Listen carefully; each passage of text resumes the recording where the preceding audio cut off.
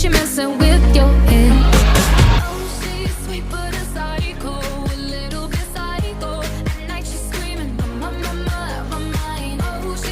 Perkenalkan, nama saya Rensi Alfarabi. Nama saya Ria Dinda. Nama saya Arif Fiansa. Nama saya Apresiasa. Nama saya Alia Siklus litik. Siklus litik merupakan cara replikasi virus yang melibatkan proses penghancuran sel inang di akhir proses replikasi, sehingga sel inang akan pecah dan mati.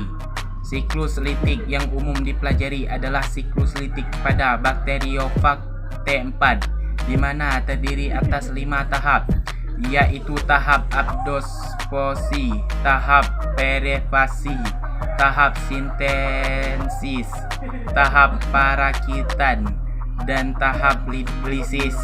Pertama, tahap absorpsi. Tahap absorpsi merupakan tahap menempelnya virus pada sel inang.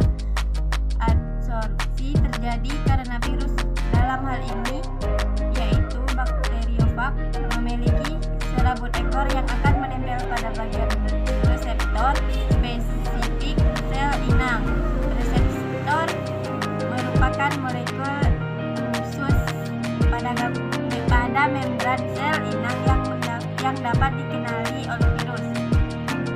Kedua, tahap penetrasi.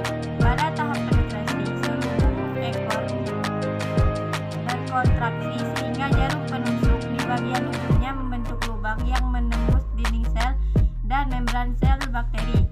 Selanjutnya, bakteriofag menginjeksikan materi genetiknya ke dalam sel bakteri. 3. Tahap sintetis. Tahap sintetis atau eklipase merupakan tahapan pembentukan komponen virus, yaitu materi genetik dan protein. Tahap ini diawali dengan pembentukan protein atau enzim yang menghancurkan DNA sel bakteri, serta enzim yang digunakan untuk menggandakan DNA virus.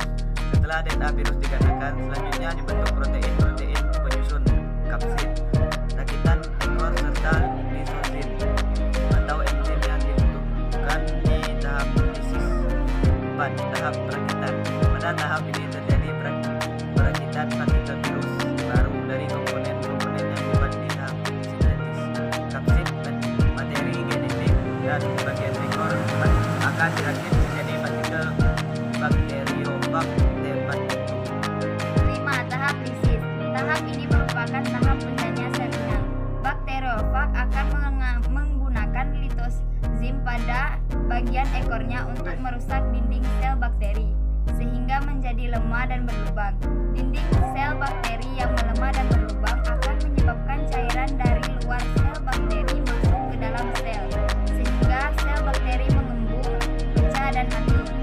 Setelah sel bakteri pecah atau lisis, partikel bakteriofag baru akan keluar dan menginfeksi sel bakteri lain untuk kembali melakukan replikasi.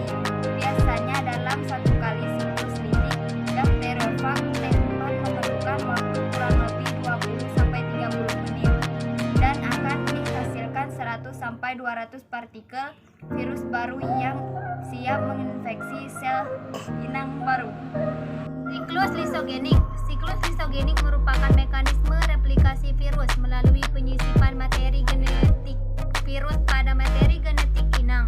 Jadi, siklus lisogenik tidak melibatkan proses penghancuran atau kematian sel inang. Pada siklus ini, DNA dari virus akan bergabung dengan DNA sel bakteri, membentuk profag. Kemudian, saat sel bakteri yang mengandung profag membela diri untuk berproduksi, profag juga ikut digandakan, sehingga secara tidak langsung terjadi perbanyakan materi genetik virus. Untuk virus yang melakukan siklus lisogenik yang adalah bakteriofag lambda atau fag lambda. Fag lambda memiliki bentuk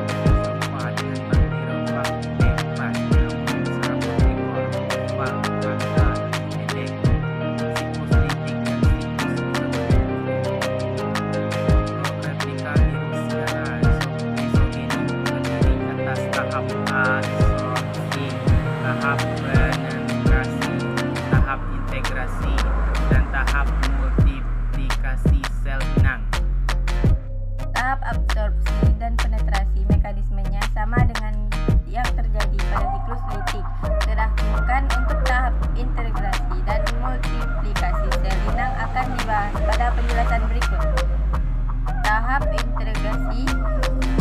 Tahap integrasi disebut juga sebagai tempat penggabungan setelah melalui tahap penetrasi. DNA virus yang telah diinjeksikan ke dalam sel bakteri akan diintegrasikan atau digabungkan pada bagian tertentu dari materi genetik sel bakteri sehingga terbentuk profil. Selama dalam kondisi profag, materi genetik virus akan dipertahankan dorman atau diam serta tidak akan diterjemahkan sehingga sel inang tidak akan sadar kalau materi genetiknya telah disusupi materi genetik virus. Tahap multiplikasi sel inang selanjutnya yaitu tahap multiplikasi sel bakteri melalui pembelahan sel.